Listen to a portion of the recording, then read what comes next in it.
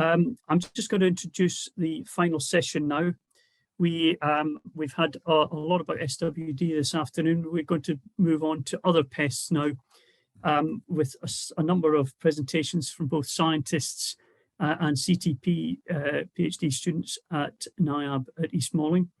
And can I just say before we get into this, there is an opportunity for you to submit questions to the chat or question and answer functions on your screen. I do apologise. I think Alex Radu had his hand up in the last session. I missed that, Alex. I'm sorry, I can't always see who's putting their hands up. So, Alex, if you do have a specific question, do send it to me and I can get it onto one of the SWD presenters. But if anybody else has anything else to add or comment on or question, please do it through the chat or Q&A function. So we're going to start with Michelle Fountain. Michelle is on first and last in this afternoon session. Sandwiched between her are a number of CTP students. But Michelle will kick off and she's going to talk to us about the latest developments on brown marmorated stink bug, which, although it has not been a major problem for the UK, it does seem to be increasing in number, and Michelle will tell us a bit more. Good afternoon, Michelle.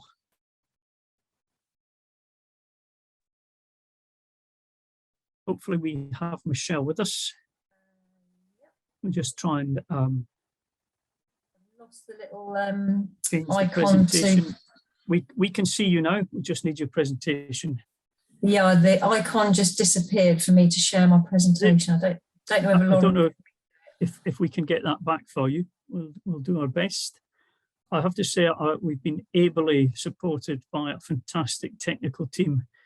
Lauren Calagiovanni and Bethan Postle, who are behind the controls and have been working their magic and leaving those of us in front of the camera to get on with our jobs. So we'll just hopefully give you the opportunity to share, Michelle. I don't know what's happened to that little icon, sorry. Maybe if I try stop sharing mine, we can...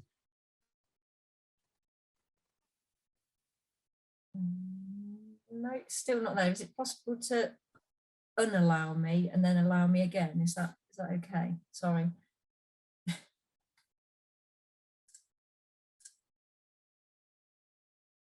I haven't changed any of the settings, so I'm not really sure what's happened, Michelle. Okay. Okay, hang on, I've got it. Sorry, it's me. I was expecting a prompt and it disappeared. Okay, I think I might have it now. Yeah, we're in business now. Oh, sorry about that. Thank you, Michelle. That's okay. Good. Okay, so I'll just get it into... Michelle, your volume has just dropped down a little bit. I don't know if you've got your... Can you still see the screen? I'm just we can still see you. We just lost your volume for a minute. I think you're back again. Okay, good. Do stay close to the microphone if you can. That'd be great. Okay, cool. Sorry about the hiccups. I will proceed with my talk. So this is just an update on the survey work that actually we've been doing since 2018. Glenn did the survey work in 2020 and then I've taken over this year. So just to remind you about brown marmorated stink bug, it's an invasive pest. The species name is Haliamorpha hales.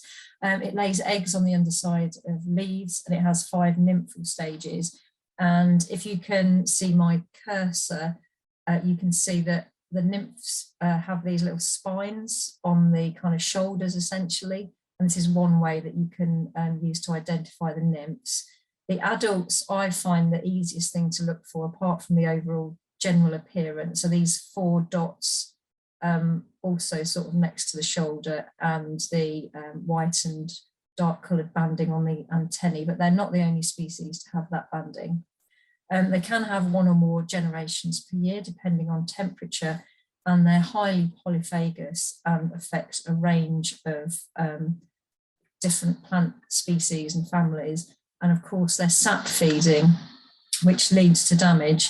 And this is an issue for various crops, in particular fruit crops, cherries, apples, blueberries, cane fruits, you name it, but also vegetable crops. The The reason that they cause damage is the saliva is kind of toxic to the plant tissues, and in some ways it looks similar to damage that we get from other stink bug species in the UK and some of the capsid species. So this is a fairly old map now of the distribution, but you can see the native range is in Asia, so on the right-hand side here, and it has spread to the fruit-growing regions of the US and is now in high abundance in Europe. But it's not just a pest of plants, it's also an urban nuisance, and it can aggregate in houses. These pictures, I believe, are from Georgia in the US.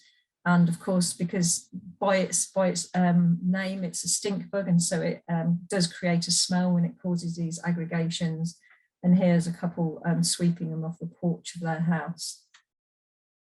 And the way that it moves around the globe is essentially via hitchhiking. So it's not like other invasive pests that we've seen that come in with the host plants necessarily. And it comes in through a range of different avenues, through imports of different materials, also in people's luggage. And in recent years, we've recognised it does quite like camper vans. So if you're going on holiday to affected areas like Italy or France, then potentially they're attracted into the camper vans and they come back with you. So up to the monitoring situation that I'm going to report today, these are sort of plant health records, and you can see it was first detected in 2010 in a passenger's luggage from the US. But you can see in the column on the right-hand side that it's coming in through a range of imported goods, and this is why it's very difficult to detect. It particularly likes packaging material. So in 2020, when Glenn was running the surveillance, we put out insect pheromone traps. So the pheromone dispenser is actually an aggregation pheromone, so should catch males and females. And we were recommended these these clear sticky traps were the best ones for monitoring.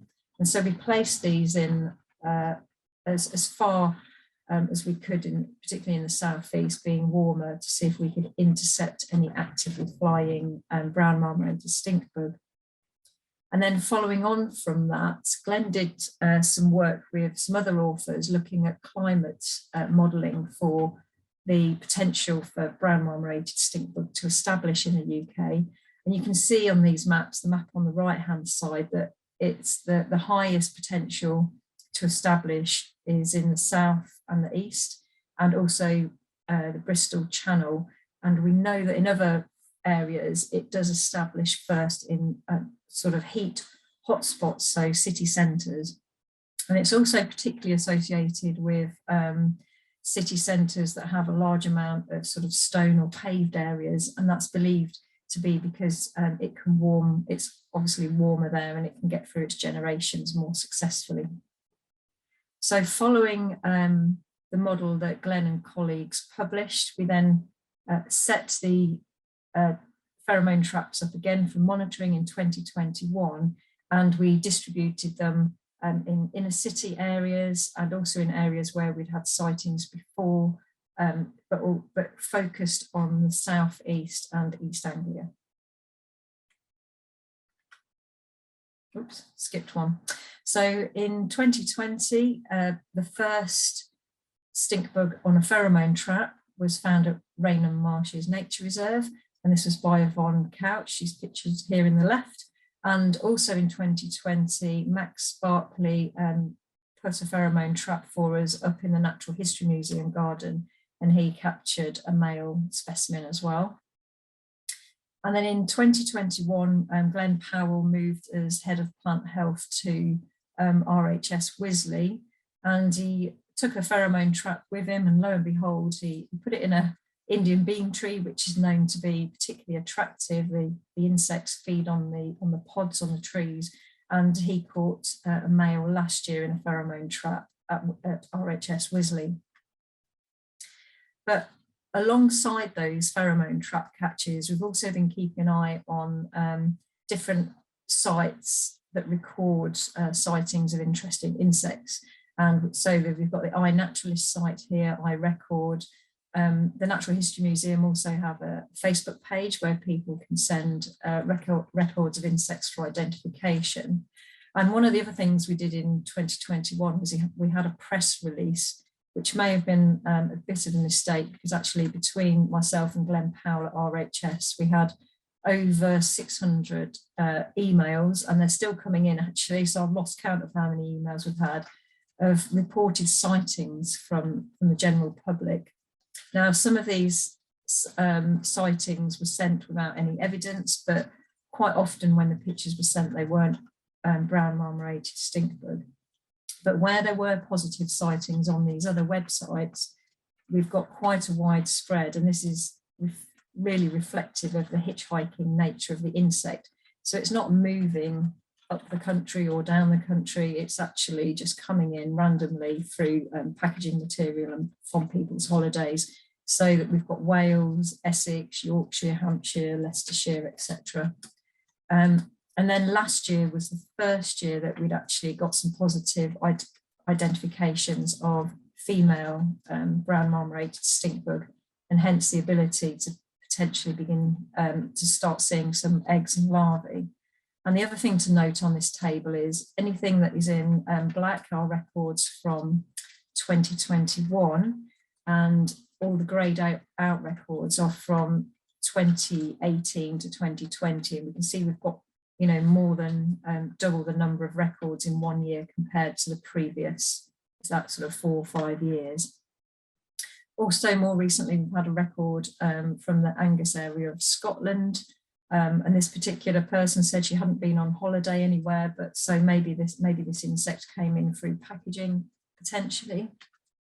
And this is just a summary of the misidentifications that the public send in to us that they think are potentially brown marmorated stink bug. So really commonly the forest bug, which is actually a pest on apple. And we've just won an Innovate UK project actually on this insect to start investigating the pheromone so that we can better monitor in order to control. So we'll be working on that in the next couple of years.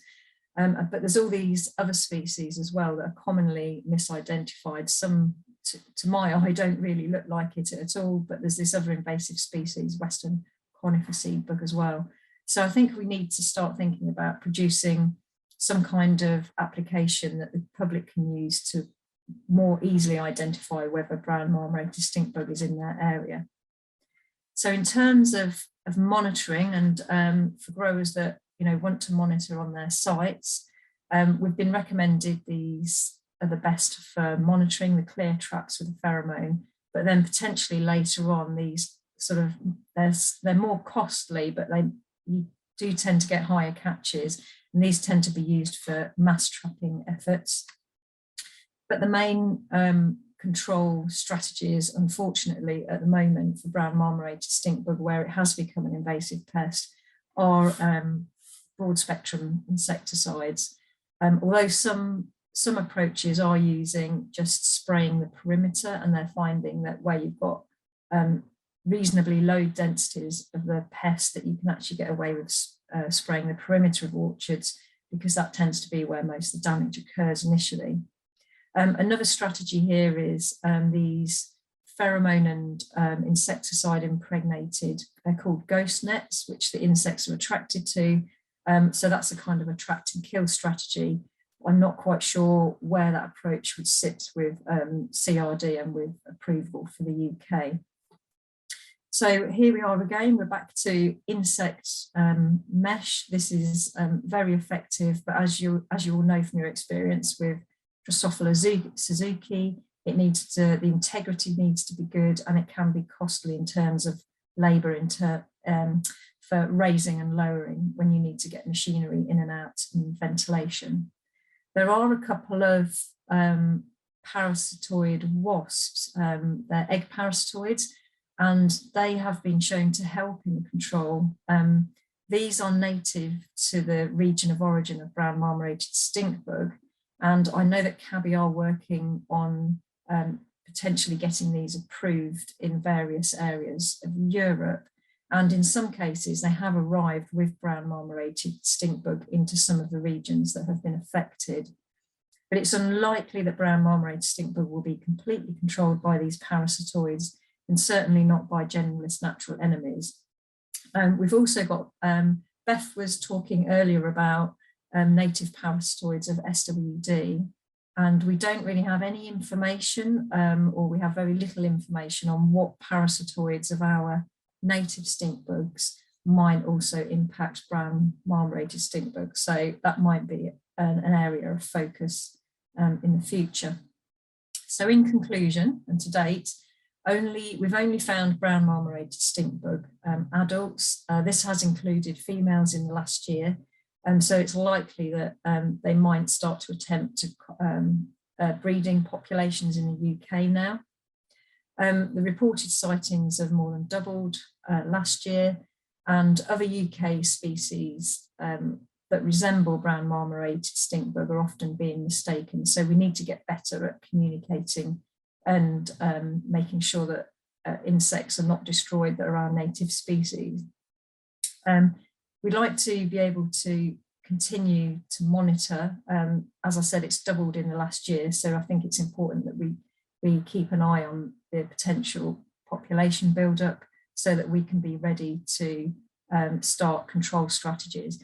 And we need to start thinking about what the control strategies will be in the UK for UK crops. And then finally, just before I finish, I just wanted to raise your awareness of another stink bug, which there's been 2 sightings now in the last month or 2 in the UK. And this is the yellow spotted stink bug.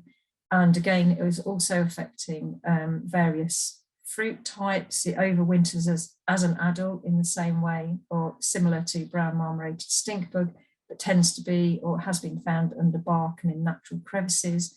And similar to brown marmorated, it lays the eggs on the underside of leaves. So this is something to look out for. And the nymphs are actually quite distinctive as well. So if you spot something unusual, then please send me a photograph and I can check it out for you. Very useful picture here on how to identify brown marmorated stink bug. And I'd just like to thank AHDB and DEFRA for funding, and in particular all the volunteers who have monitored the traps for us. Thank you. Thank you, Michelle. Given that forest bug can be confused with this one, how important is it for growers to be monitoring for one or both of those? Yeah, so growers, particularly in apple and pear orchards, growers need to be monitoring for forest bug. Forest bug is the easiest way to tell forest bug from brown marmorated is it has bigger shoulder pads. Think of the 1980s shoulder pads. It has these quite dominant protuberances from it's called the pronotum. So that's one way of telling, but it's quite different to brown marmorated in its life cycle. So forest bug overwinters as a larva, and that's why you get the damage to the early fruits. So growers should be going out from, where are we now, February, sort of March, April time, and tap sampling trees and looking for the larvae, so that they can tell whether there's going to be or whether there's potentially going to be an issue in that orchard. Hopefully with the new Innovate project, we'll be able to get some pheromone traps to help with this. Perhaps we can work together to try and produce some sort of document which helps growers with that identification. Yeah, that'd be good. Great. Thank you very much, Michelle. I should also just say before we move on that brown marmorated stink bug, being an invasive pest, is also being dealt with by the Spotted Winged Drosophila Working Group, which has been set up for some years now and functions well in helping the industry to deal with SWD. And that particular group is also talking and dealing with brown marmorated stink bugs. So should any other invasive species come in, we can deal with those too.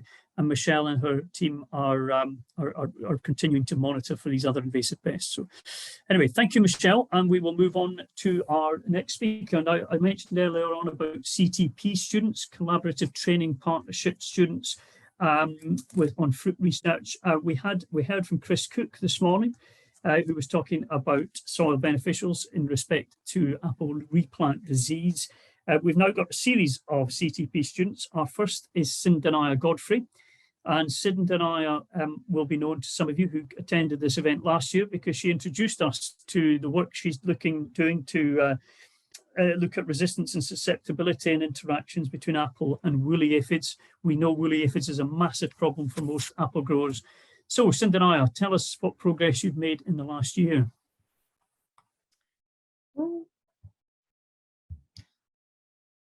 Sorry, I can't. It's all right. There we go. We can see you and hear you. That's important. But, of course, my PowerPoint was the last possible share option on the list. There we go. Perfect. You see that? Presentation mode. God. There we go. Brilliant. So thanks for that introduction, Scott. So my project overall is on a bit more of a wide look at woolly apple aphid, but today I'm just going to present one work package that I have been working on and I'm continuing to.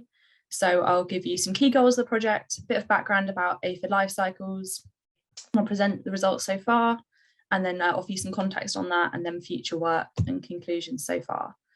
So the project has two main streams of work. So firstly, we're looking at understanding woolly apple aphid better. So we want to look at how woolly apple aphid grow and reproduce in a way that allows them to form the really distinctive white colonies, which I'm sure we all have seen loads of woolly apple aphid. We also want to look at their individual feeding behaviours. So how is it that they are feeding? What are they doing when they're feeding that enables them to create such these drastic galls that we can see so much as a result of woolly apple aphid damage? And we're looking at how those two things differ on different rootstocks, because the plant breeding portion of my project is looking at rootstock breeding. So woolly apple aphid is able to feed underground, which is obviously very difficult to treat, but also to detect, firstly. So resistant rootstocks become a really key option for controlling below ground feeding aphids. We're looking at finding the genetic positions of key woolly apple aphid resistance genes, which will hopefully allow us to use molecular techniques in the future, which will make breeding a lot easier, because it's expected to really, really speed up the process of rootstock breeding to get commercially available rootstocks much quicker and to combine desirable traits together to get an all-round good rootstock. So some background about aphid life cycles. Woolly apple aphid is native to North America, where it shows a quote-unquote typical aphid life cycle, which is represented by this innermost circle. So in the summer, it will feed quite happily on apple and reproduces solely asexually in that time. And then in the autumn, it will produce winged sexual forms, which will migrate to American elm trees, sexually reproduce there. And then the offspring of that reproduction return to apple in the spring.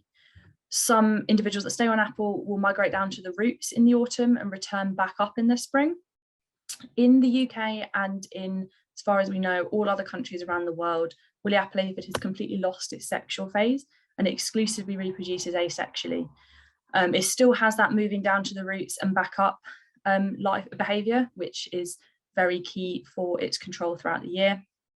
And its production on apple really allows it to build up in quite big numbers throughout the summer months. So the three main research questions for this package: we wanted to know whether woolly apple aphid in the UK is genetically different from elsewhere in the world, so for example North America, but also in key apple growing regions in the Southern Hemisphere. Is there any genetic variation within the UK woolly apple aphid populations? And if we do see variation, is that likely to be the result of sexual reproduction? So we collected samples from mostly around the southeast. Now I have got some more samples that I haven't processed through yet from Somerset and from Northern Ireland, so that'll be really interesting to add in. But just for this initial data, we also included a related species, the elm balloon gall aphid, to act as an outgroup, so we know that's genetically different, and a couple of samples from North America and from New Zealand. We removed any samples that didn't work very well to make this as good quality as possible, and we tested it with 8 genetic markers for woolly apple aphid. So this is one of the outputs. I apologise for the colours, so I'll just talk you through some of the key pullouts of this so we don't spend the whole time looking at blue circles. So the biggest variation came from the samples from New Zealand, which is represented by that really big circle. This is quite surprising because it's not in the USA, so we would expect it to be reproducing asexually, but on the research station where these samples were collected, they have in the past collected sexual forms. They did take those back to a lab and they reproduced, but then the eggs never hatched. So they're considered functionally asexual from that in New Zealand, but it's quite likely that they are carrying out some sexual reproduction. The two samples from the USA do come out as being different from each other, but not massively different. But this could just be, I didn't collect the samples, it could have been collected really closely together. And just because they can sexually reproduce doesn't mean that these two samples had been doing that when they were collected. So we're really hoping to add to that this summer to give a wider view. But these blue dots, which are clustered on the left-hand side, are all from the National Fruit Collection at Brogdale, and they represent a huge amount of variation. It's a lot of samples, but we were quite surprised to see how many different how much range there was over the climate change tunnels. And if you're familiar with them at Brogdale, but they are +2 and +4 degrees C above ambient, and they're looking at the long-term effects of temperature on apple growth. Just choosing to zoom in on those samples from Kent for now. We run them through the software which tests any number of populations you give it and assigns the samples to that. So if we say to them, assume there's 2 populations, they'll say, right, well, this lot are in population 1, this lot are in population 2. We did that for a whole range of populations, and we came out as 5, being a fairly likely number of populations in Southeast England. So the dark blue on the left-hand side, that's the international sample. So we removed them, and from that transferred the populations and the colours onto this map of Kent. This is just a visualisation tool. So as you can see, there's 2 main clusters, which are at East Malling and at the National Fruit Collection. And then there's a couple of other sites around and about, but it's fairly clear, although there is some overlap in that green colour, it's fairly clear that National Fruit Collection and East Malling are quite different. That's not necessarily unusual because they are both quite high pressured environments for aphids. There's so many different apple genotypes. They're under a lot of pressure to evolve differently. What is interesting is the variation within them, and also where these different geographic points are relating to that. So the pink dot on its own is at Whitstable. It's quite close to Faversham. That makes sense. But what's going on in the southeast that is similar to East Malling but not Faversham? As I say, it's just a visualization tool, but it's a really useful way of seeing how we are observing quite a lot more variation than we might have expected. Why does any of this matter? So in mostly the Southern Hemisphere, but some in Europe, there have been some published reports and then some anecdotal evidence that woolly apple aphid are being seen feeding on rootstocks which were thought to be resistant. We don't know how they're doing this, and we don't know if they're doing it at kind of full throttle or if it's actually negatively reproducing their growth and reproduction, negatively affecting their growth and reproduction, but they're still able to do it. So that's a big mystery at the moment, but they are definitely doing it.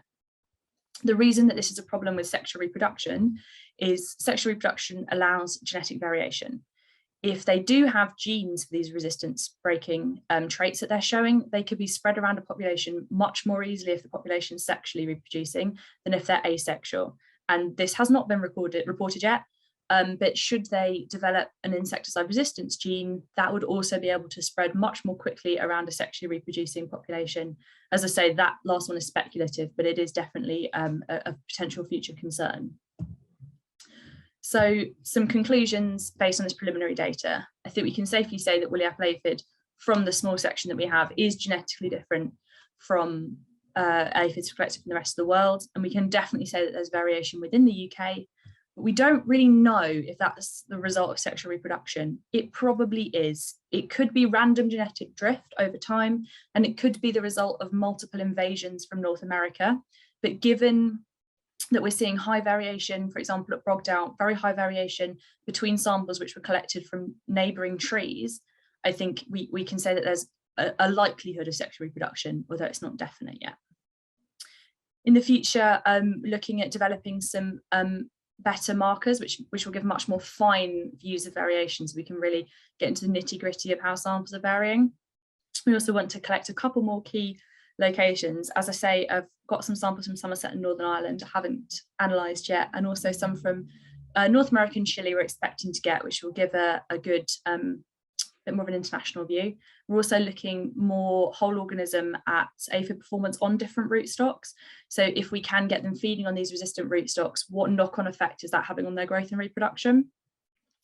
And we're also, for the resistance breeding, we're genetically mapping a couple of key resistance genes, which will, as I say, help with future rootstock breeding programs for this trait. So thank you to my supervisors at Niab and at my host university, and my industry partners to the CTP have been really helpful. And that's it. Any questions? Thank you so much, Cynthia. I suppose one question for me is just, how you mentioned about making use of this in the breeding programme. At IRBMR, they're breeding apple cion and rootstocks. How can the breeders use this information to help them? So with when you know the position of a gene in a genome, you can use genetic markers which you know are really closely associated with it. So now normally you get seedlings and you have to phenotype all of them to see whether or not they're resistant, and you have to do that over and over again. If we had markers that we knew were directly next to that gene and were linked to that gene, you could just do a molecular assay and you could say, oh, well, that marker is present in seedlings 8, 15 and 103. So we know that those carry the resistance gene. We take those forward to the next step and we discard the ones that we know don't have it. Okay, so that's feasibly, it's quite feasible that could be put to use within, what, 2 or 3 years' time? Hopefully, yeah. Yeah, great. Okay, and you're halfway through your studentship project now? Just over, yeah, I've got 18 months left. Okay, that's good news, because I'm sure we'll like to hear from you again next year when you've got a little bit more to share with us. But for now, thank you, Cynthia. And we will continue with the theme of CTP students. I should just say about the CTP studentship scheme, the students effectively are training, they're doing their PhDs in topics which are of benefit to the fruit industry, with the hope that they may wish to stay and continue to do research in the fruit industry beyond their PhDs. So hopefully we might see more of Cynthia in the future. We move now to Hayden Tempest, who's our next CTP student. Hayden is based at Niab at East Malling, and he's particularly interested in earwigs. He's radio tagging earwigs to understand the breakdown in successful woolly apple aphid. So sticking with the woolly apple aphid theme here. Slightly alarmingly, recently I heard a presentation from another CTP student who's under the Waitrose scheme, who's been looking at work on pear sucker and climate change. And her information seemed to show that numbers of earwigs were declining at a rapid rate. So anyway, maybe Hayden can tell us more about that too. Good afternoon, Hayden. Good afternoon. Thank you very much, Scott. So yeah, today I'm going to be talking a bit about my PhD and all about earwigs and woolly apple aphid.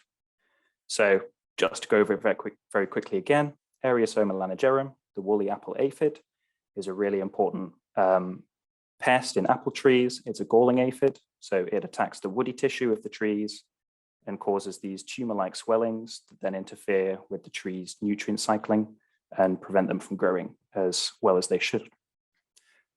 Pardon me. And previously, this has been controlled with organophosphates and neonicotinoids, but now that these are being regulated, there's a push towards alternative methods like resistant rootstocks that Cindy has just been talking about.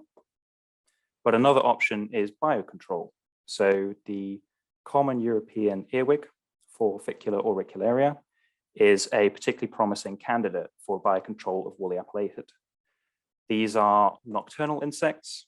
They have wings, but they very rarely use them. So they're crawling insects, and they feed on a wide variety of different food sources. So not just woolly apple aphid, they'll feed on other important pests, as well as young leaves, fruit potentially, softer fruit usually, so they're not an issue for apples, as well as fungi and algae. And previous research has shown that if you exclude crawling insects from the canopies of trees using something like a sticky band around the trunk, then you tend to see a significant increase in the severity of woolly apple aphid infestations as a result. And follow-up work has often pointed towards earwigs as being a really important factor in producing that interaction. And larger studies have used refuse trapping in apple orchards to show that if you have high enough number of earwigs, particularly early on in the season, then along with other natural enemies of woolly apple aphid, they can keep the levels below the action threshold of most commercial growers. But there have been other studies showing a lack of control despite earwigs being present. So there's clearly some inconsistency going on here. And my project, the PhD as a whole, is all about trying to understand what's causing that inconsistency and maybe find a way to deal with it. So one of the first pieces of work that I wanted to conduct was looking at the effect that these refuge traps might have. So essentially, the way this works is that you put out something that would be appealing for the earwigs to hide in during the daytime when they avoid the sunlight. And then you just leave these on the trees in the canopy or on the trunk, wait for the earwigs to fill them up, and you can count them afterwards. But because so little work is done monitoring earwigs without these, there's very little to compare earwig populations with traps and without them. So I decided to try and look at some different orchard blocks at an orchard here in EMR. And in some of these, I added corrugated cardboard around the trunk to kind of simulate these refuge traps. And in others, this was absent. And I also took the opportunity to try and have a look at the previous use of broad spectrum insecticides. So in the conventional blocks, these had previously had broad spectrum insecticides applied to them before my experimental work started. Whereas these blocks had a more sort of IPM strategy with only targeted insecticide use. And when it came to earwig numbers, I didn't find a significant result, although it was marginal.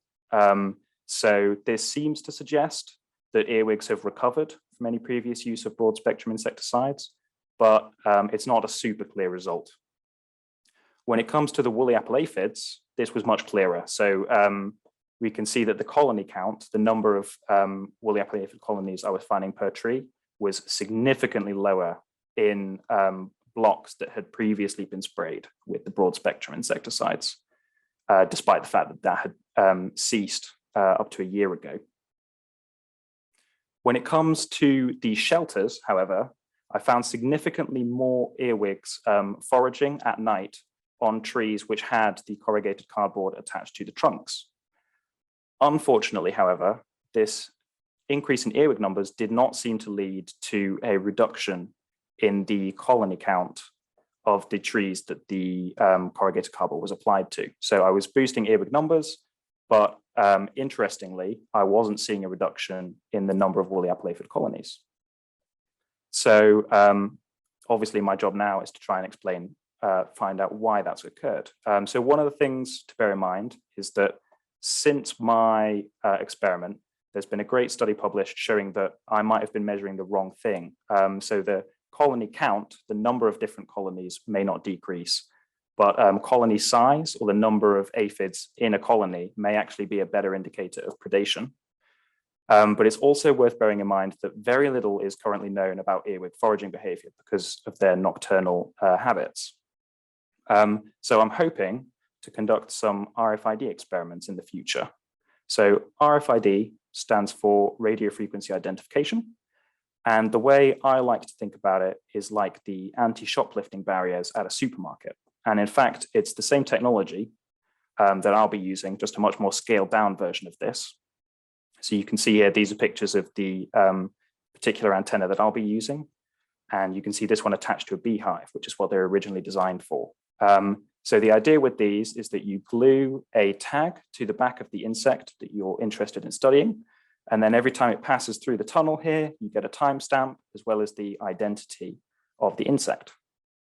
And I'm hoping to integrate some of these RFID readers into a lab setup a bit like this. So these are my experimental arenas. These are just prototypes. And at the moment, I'm trying to find out the best way to build these to make sure that I'm getting good data from them. So I'm comparing two different plastics here.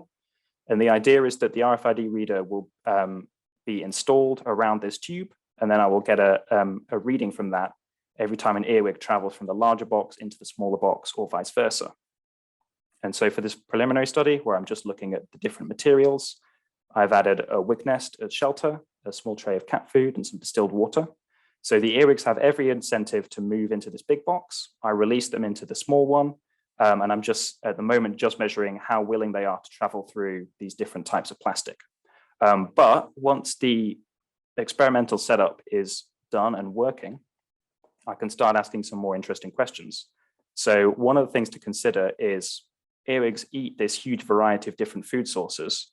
Could it be that there are other species, such as the green apple aphid or the rosy apple aphid, that they might prefer, and therefore the presence of these species is reducing the control of woolly apple aphid in the orchards that I've looked at? And another interesting question is also to look at foraging at different temperatures. So woolly apple aphid will breed more quickly at higher temperatures up to a point. Could it be that as temperatures increase, their reproduction actually starts to kind of outstrip the speed at which earwigs can consume them, and therefore they would escape from control? So that's some of the work that I'm hoping to carry out this year. I want to say a big thank you to my supervisors and my industry reps and the CTP for funding my project. And thank you very much for listening. Thank you, Hayden. That's great. Very practical, and growers will be very interested in that, I am sure. I suppose the question is how much effect is had by time with earwigs. So, you know, you found that the earwig numbers had increased, but the populations of the woolly apple aphids or the colony numbers hadn't. Would it be fair to give it another 2 or 3 years to see if that was having more of an effect, or is it unfair to do it just in 1 year alone? Potentially. So their earwig numbers do fluctuate a lot between years.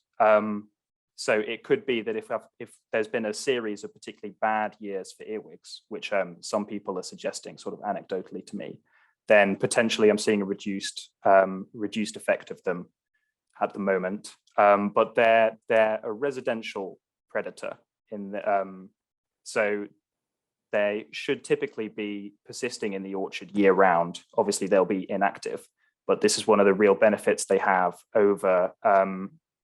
So for woolly apple aphid, there's a parasitoid, Aphelinus marley, I believe is the Latin name. And as opposed to A. marley, earwigs can be present very early on in the season, even before woolly apple aphid are fully active, before they've emerged from the rootstock into the canopies. And so they can have that very early impact. So I think it would bear repeating, and I would obviously change my methods now that I know that colony size. I would maybe do a more intensive study on a smaller number of trees next year. Okay. And how many years have you still got to go in your studies? So I'm just started my 2nd year at the moment. So okay. This one and then another 2. Perfect. Oh, well, there's a lot more time for you to resolve this problem yet. Hayden, thank you so much for helping us to enlighten us with your project. That's great. Thank you. So we will move on, and we now have Stuart Edwards, another CTP student. Stuart is based at the University of Reading, and he is looking at temperature, the predicted effects of temperature on pest parasitoid dynamics in a warming climate. So obviously there's this little doubt that things are getting warmer, probably been the mildest winter, even milder than the last few this year. And Stuart is looking at all of this, and he's going to tell us what he's been finding. Stuart. Good afternoon. So thank you for inviting me to give a talk today. As Scott has already said, my name's Stuart. I'm from the first crop of CTP students, so to speak, and I'm going to be giving you a brief overview of the first 2 chapters of my PhD. So without stating the obvious, crop pests are, well, they're bad. Let's start with that. But crop pests are responsible for an estimated loss of 18% of total global annual crop production worldwide. And furthermore, their management is extremely expensive. So, for example, the diamondback moth costs, the cost to control diamondback moth annually is somewhere in the region between $4 to $5 billion per annum. And as we've learned today, or at least we've learned more about today, biological control can be seen as an effective tool for controlling outbreaks. And this is likely to be especially important in the future as restrictive legislation means an increased will lead to an increased reliance on control by natural measures. However, in light of climate change, something that we can't fail to acknowledge, there presents the challenge of understanding how the interactions between biological control and pest organisms will be impacted. And this is because both organisms, pests and biological control organisms such as parasitic wasps, are directly influenced by temperature through temperature effects on their traits. So, for example, reproductive rate, or the rate at which the parasitoid may find its host. So throughout my project, I've wanted to know what traits are temperature dependent in host parasitoid systems, which traits have the most influence on host parasitoid dynamics in a warming climate, and how do differences in thermal adaptation among species influence thermal predictions. And I've done this using a modeling approach. So on the left side of your screen, you can see a series of equations, and these include the intrinsic rate of increase of the host or the pest, which is a measure of daily reproduction incorporating mortality. And then taking away from that, you have the parasitoid's attack rate, or its ability to move through the environment and identify its hosts. We have the handling time of the parasitoid, so the time it takes to handle its host, lay an egg, or and well, I guess that is the main points. And then we have a simulation efficiency, which is the rate at which a pest is converted into a parasitoid. In this case, we use emergence percentage as a proxy, and then you've got a daily mortality rate of the parasitoid. Now, each one of these traits has the potential to be different at different temperatures. And you can see I've got an example, say on the graph, the red graph, where you've got different temperatures and just how traits will change. And that gives you this thermal performance curve, which is the small example graph on your bottom left, just how that performance changes throughout temperature. Now, I run this model over a series of time. In this case, I've used 180 days or a 6-month growing season. And what you get is these oscillating population cycles between the pest and the parasitoid. And as you can see, I've got 1, 2, 3, 4, 5, I guess there's 6 peaks there. But from my different scenarios, what I've looked at is how temperature influences the pest pressure, so the sum of pests over a season, the timing of the first peak, what the average peak size is, and how many peaks there will be.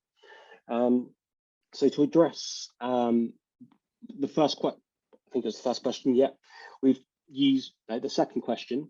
We've created a modeling scenario where we've allowed each trait to be temperature dependent individually or in combination with each other trait in the model. And that gives us a total of 29 different scenarios of temperature dependent parameters.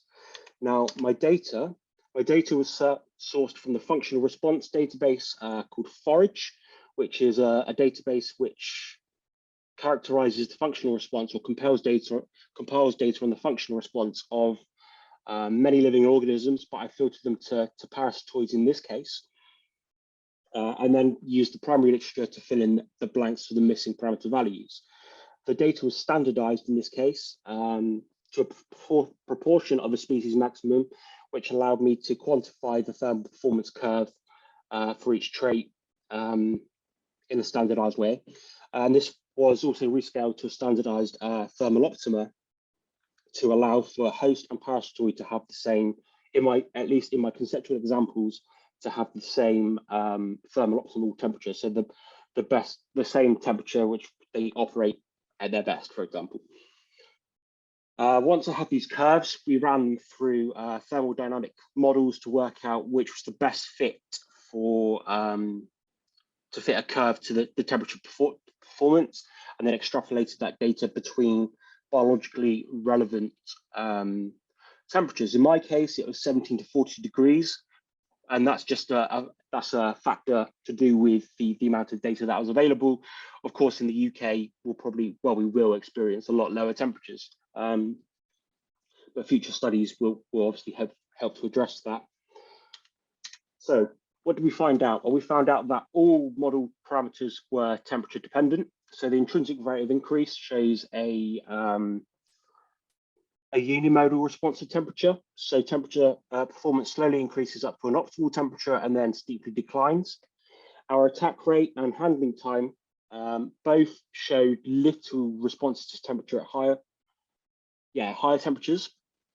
So for attack rate, for example, as temperature slowly increases, the parasitoid becomes more efficient at finding its prey, but after a certain point, temperature has little impact. Handling time, we've got, so it's like a reverse logistic or a beta curve, where handling time decreases from a low temperature down to an optimal temperature, and then you have relatively little impact of temperature at higher temperatures. Assimilation efficiency is a unimodal response, and parasitoid mortality rate was exponential increase. So as temperature increased, so did the mortality rate.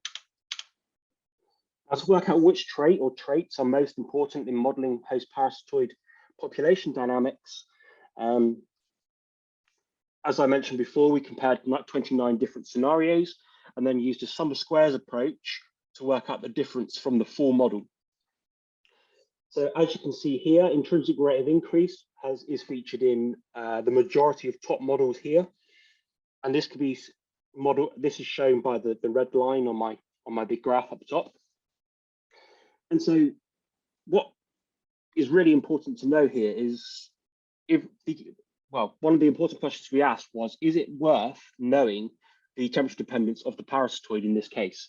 And so in blue, you've got your full model, which is the model where every trait is temperature dependent. And obviously the red is just your intrinsic rate of increase. So anything in between or up to the blue line is what model predictions will pick up when you include the temperature dependence of a parasitic wasp or a natural enemy. And as you can see, there is a qualitative and quantitative difference. Mean peak size is generally conserved across different temperatures. These are mean temperatures, by the way. So each model was ran at mean temperatures from 17 up to 40 in increments of 0.1. And then number of peaks, when you include the parasitoid, you see that there's more peaks throughout the season than compared to just if you consider the temperature dependent response of the pest alone. And I guess these are sort of things that you don't necessarily pick up in degree day models, which are the common pest prediction models at the moment. So how does asynchrony and thermal adaptation between host and parasitoid influence the models? Well, for this, we made a cool adapted parasitoid by changing the thermal optima to a -5, so 15 degrees in this case, and a warm adapted parasitoid to +5. Once again, well, you see a quantitative and qualitative difference. So with a cool adapted parasitoid, you're going to see more pests later at higher temperatures in the season compared to shared thermal optima. And likewise, you have a warm adapted parasitoid, you'll see in a good level of control, particularly at higher levels. Mean peak, really interestingly, conserved no matter what the temperature dependence of the parasitoid is in these situations. However, the number of peaks are different throughout the season. So you expect with a cool adapted parasitoid to see more peaks or population cycles throughout the season compared to your shared thermal optima or your warm adapted parasitoid. Now, to move on further, we wanted to consider the effects of developmental asynchrony. So what happens if one species develops quicker than the other? And so we've got a -4 scenario, a -2 scenario, a +2 scenario, and a +4 scenario of parasitoid relative to a controlled pest. And then we've also got a scenario where we consider thermal generalists versus thermal specialists. And I realize I'm really pushed for time now. But overall, warm adapted pests are able to reach population maximum growth rates and reach higher peaks at lower temperatures. And I guess what's really interesting in comparison to my previous results was mean peak is actually different throughout the season here. So you see higher peaks at intermediate temperatures in the season. There's also a lot of fluctuations in the time of first peaks, and this is all relative to different thermal adaptation. I'm going to rush through this, but if anyone would like to discuss it, please do drop me an email.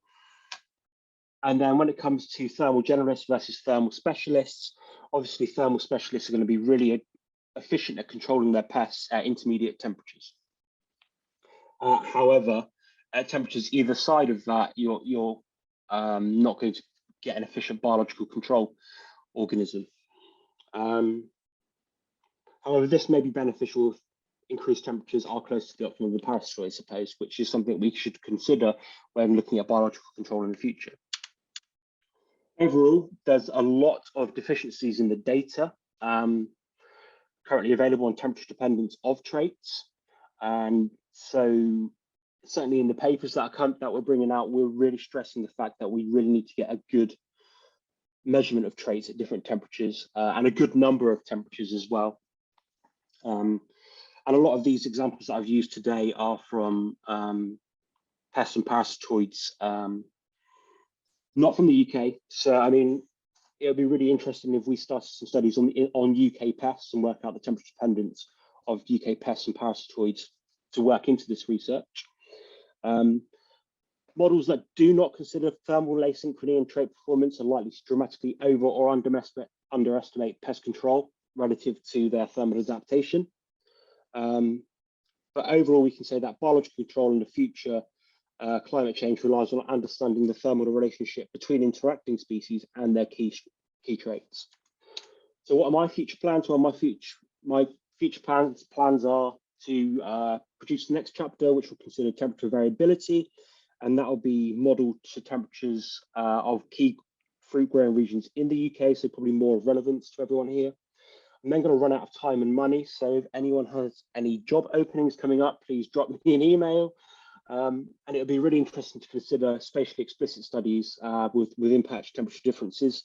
And this will be relevant to the different, I was thinking this would be relevant to the different ways of growing crops. So I know, for example, there are now different ways of training apple trees, and that's going to create different thermal dynamics throughout the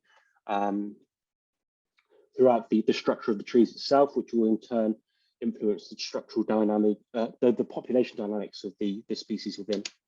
So big thanks to Jake Bishop, Robbie Gerling, and Richard Walters, who have been my supervisors for the last 3 years. And of course, to the CTP for funding my training and seeing me through this far. So yeah, thank you very much. Thank you, Stuart, much appreciated.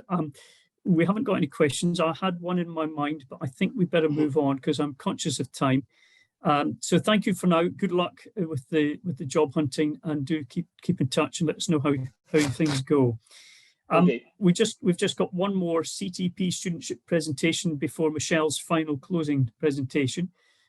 Mario Stamatio is our next CTP student, who's based at Niab at East Malling. Mario is very new into his project, and he's going to give us just a very, very short flavour of what he's going to be looking at regarding soil health in orchard crops. Mario. Well, thank you, Scott. Well, hello, everyone. Thanks for having me. My name is Mario Stamatio, and I will be talking about my project titled Managing Living Mulch to Improve Soil Health in Orchard Crops.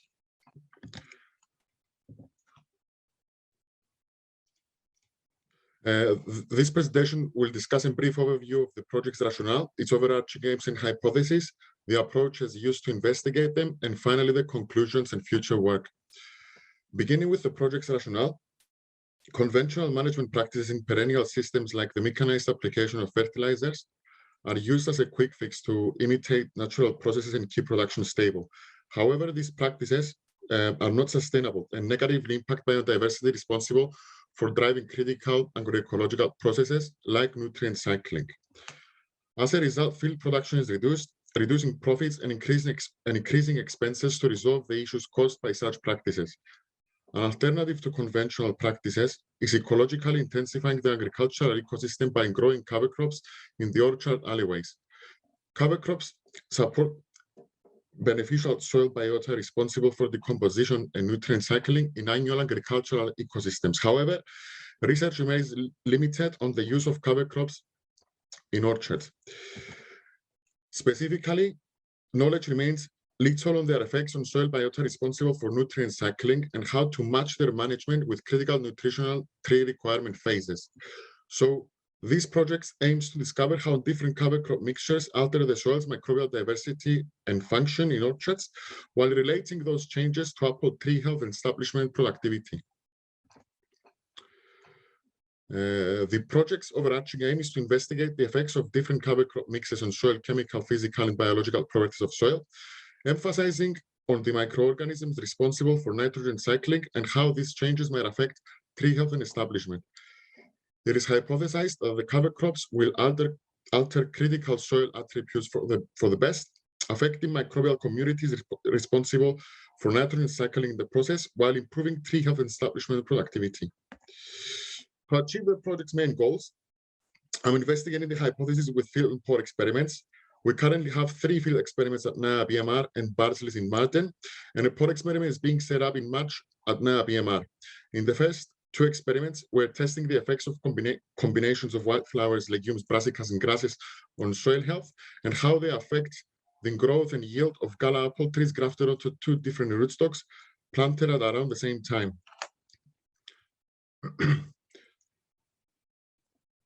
In the other field experiment, number 3, I'm looking at how cover crops may improve compaction, changing the soil microbiota.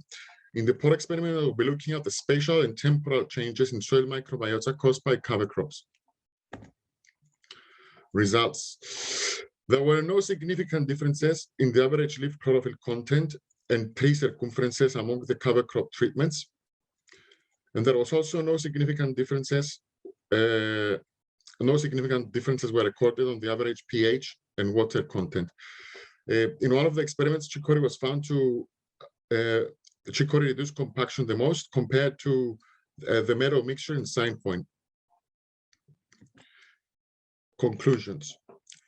It is difficult to draw any conclusions at the moment because of the limited data and the slow response of the analyzed variables to the effects of cover crops. However, I believe that the analysis of soils with molecular techniques will highlight the effects of cover crops on soil microbiota as it responds faster to changes of its environment than physicochemical soil properties and phenological tree changes.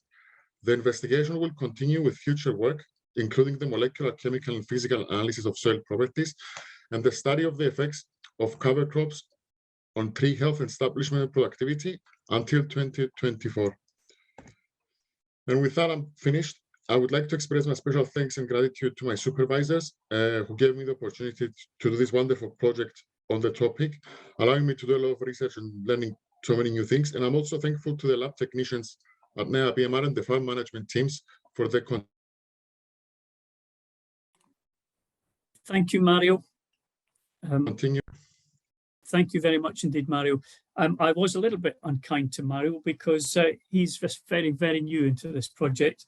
But I just wanted to get him to give us a very, very quick flavour of the sort of work that he's doing, which you've done, and you've obviously got great enthusiasm for it, Mario. So thank you. I'm sure we'll be putting you on the platform again in future years when you've learned a little bit more. But for now, thank you for that update. And that takes us on to our final presentation. And we're back to Michelle again, working Michelle hard as well as Beth. Some of you may have taken the opportunity yesterday to tune in to a webinar, which was organised by the Bespoke project. The Bespoke project is all designed to try and improve the number of pollinating insects in countries surrounding the North Sea. And if you had been at that, you would have learned quite a lot about pollinating insects and how to manage them. Well, Michelle has been working on another project, which she always affectionately calls to me SMOOPS. I think this is SMOOPS, is that right, Michelle? SMOOPS, Sustainable Management of Orchard Pollination Services. She's going to tell us a bit more. Yes, Scott, SMOOPS, well remembered. So this is a BBSRC funded project. It's quite a large project with a large consortium of people. And what we were aiming to do was to look at whether we could improve habitat management around orchards to improve pollination services. Now, some of you may think we don't need to improve the pollination services for Gala, but hopefully with this presentation, I can persuade you otherwise. So this was the project team. So it was pretty much led by Mike and Rory from the University of Reading, and Claire Garrett led the Centre for Ecology and Hydrology side of the work, which was a lot of landscape mapping. We had a really big team of scientists, but also we had industry members. You'll recognise some names there from Avalon and from Worldwide Fruit. Simon Potts at the university oversaw the whole project, and we also had Syngenta were also involved, in particular Peter Sutton. And we had a couple of independent advisors, so Mike Edwards on solitary bee identification, and Marek he's an absolutely fabulous guy in terms of how to establish and maintain wildflower margins. So you're probably becoming more aware of which pollinating insects are important for apple pollination. So even though we have a large proportion of honeybees that sort of come and go into and out of orchards, the most important pollinators for apple in terms of creating successful fruit set are solitary bees and bumblebees. And the group of solitary bees that are particularly important are the ground nesting bees. And there's many species of these, but it's the larger ground nesting bees, the andrenids, that are particularly important. And you can see the top 3 in this picture here. So how can we support our pollinators? We're all aware that quite often in a lot of modern orchards, there's not a very diverse ground flora. In these pictures here, we can see where floral margins have been put in. And we mustn't also forget the hedgerow species, which are particularly important in the spring, particularly if they have blackthorn, hawthorn and willow in them. They provide nectar and pollen. But then there's also this other area where the bees are nesting. We don't really know much about where they're nesting and which species are nesting where. And hopefully next year, Konstantinos can present some more data from his PhD on that. So in this project, we decided to manipulate habitat in orchards, and we had a replicated design. So we had 6 orchards where we only put floral margins in, 6 orchards where we manipulated the ground. So we provided these extra herbicide strips to create bare ground, which is warmer for the bees to nest in. Then we had a replica of 6 with both treatments, wildflowers and bare ground. And then of course we had our control orchards where we didn't do anything and we just left it to the grower's normal practice. Some of the methodology we used, I just need to briefly go through this so that you can understand the results. So we did surveys of pollinators on the apple blossoms. So we focused on the apple trees and not on the floral margins for this particular part of the study. And then we also wanted to estimate the profit that growers could make in terms of better fruit set, better market, grade 1 fruit essentially. So we do this with a technique where we exclude the insects using these mesh bags, and we compare that to open pollination where the insects are freely allowed to visit the apple blossoms. And then we also supplement the open pollination with hand pollination. So we're getting the really best kind of pollen transfer that we can. And then we did lots of measurements of apple yield and quality, including apple shape, size and seed set. And seed set is actually a really good proxy for apple quality. So the more seeds that you have, more mature seeds, normally the better shape apple you get. And then, as I mentioned before, CH did quite a lot of work on the mapping of the landscape, in particular semi-natural habitats, because we're not just providing floral resource and nesting areas, but we need to also consider what other habitats are in the landscape and how that impacts bee populations. One thing I just want to shout is that this data that I'm about to present has just been it's under review at the moment. It's just been submitted, so the results may change slightly if the analysis changes in some way. But I think the main results are pretty sort of stable. So in the orchards over the 3 years of the study, this is the numbers of insects that we counted. So over 5,000 honeybees, 2,000 solitary bees, 1,000 bumblebees, and then just over 1,500 other flies, including hoverflies.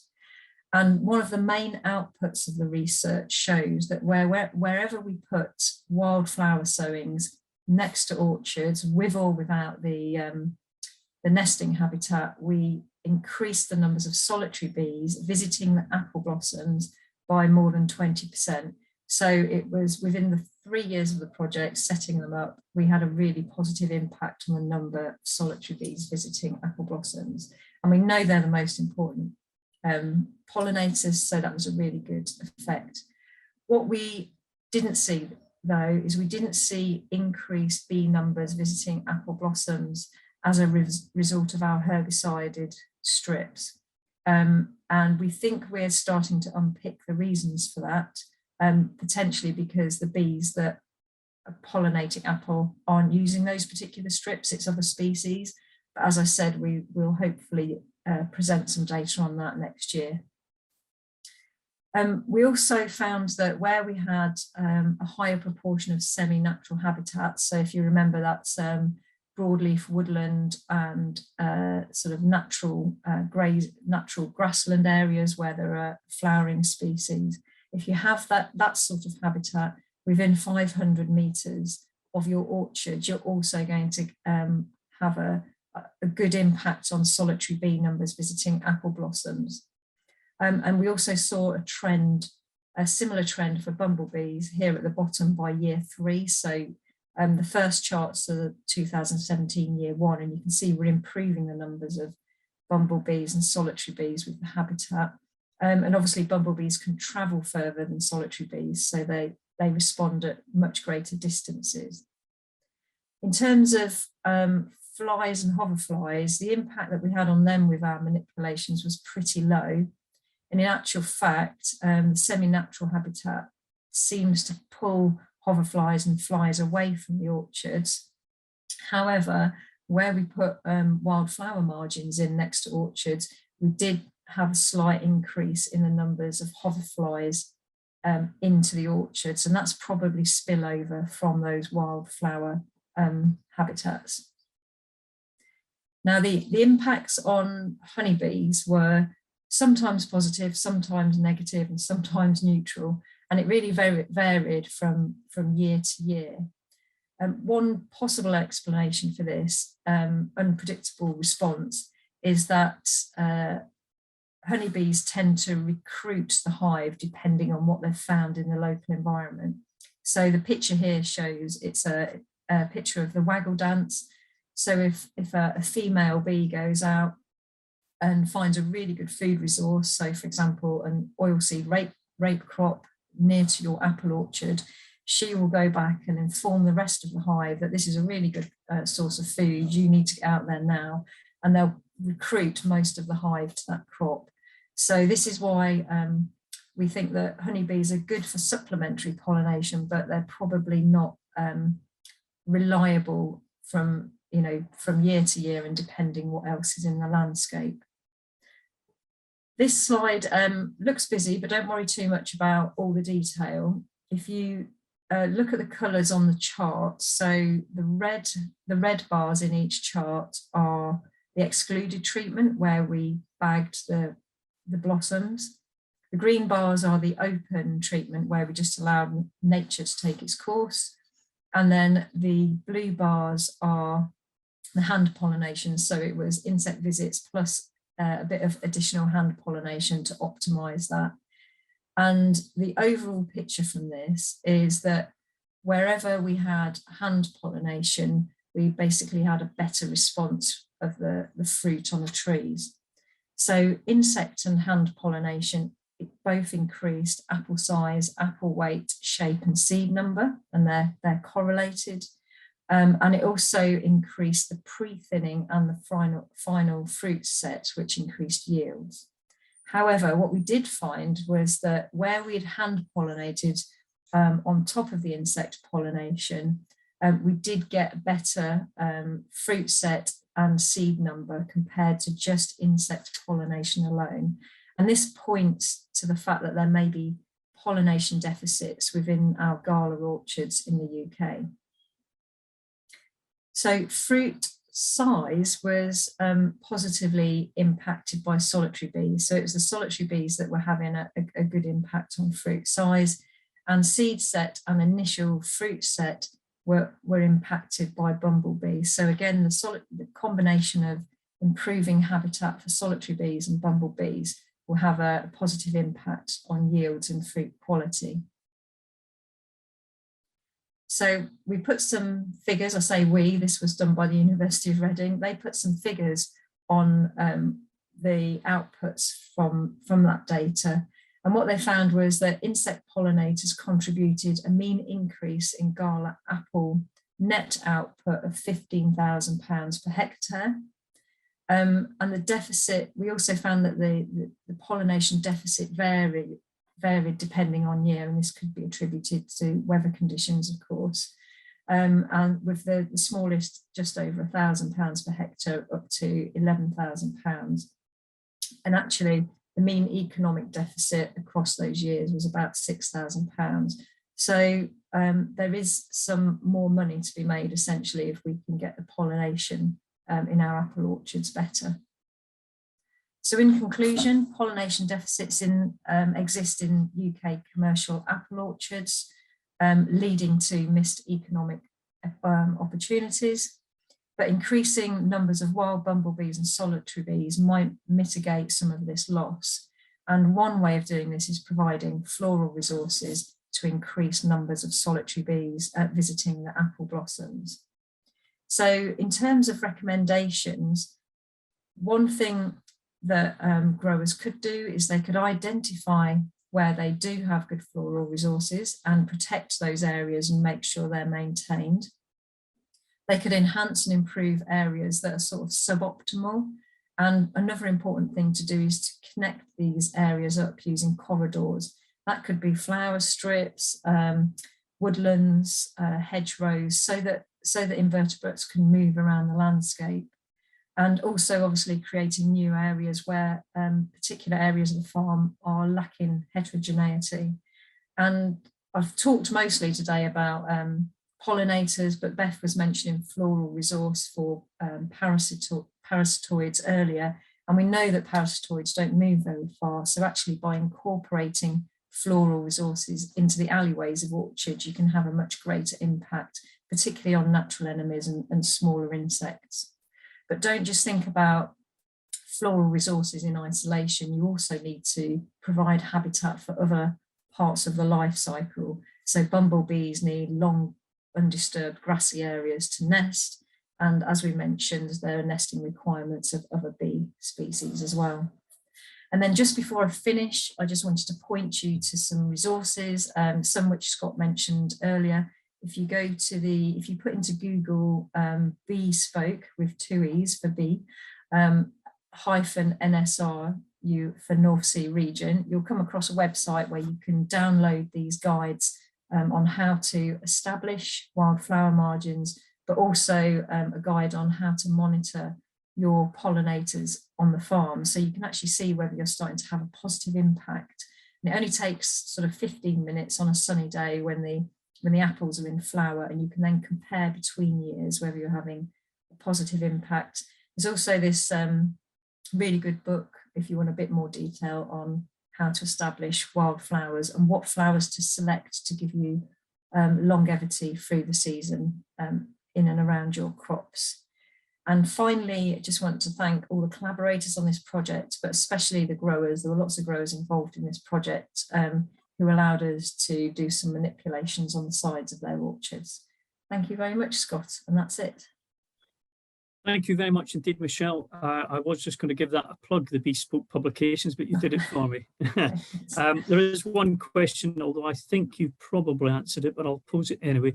What is the effect if you have wildflower strips in the alleys of apple orchards?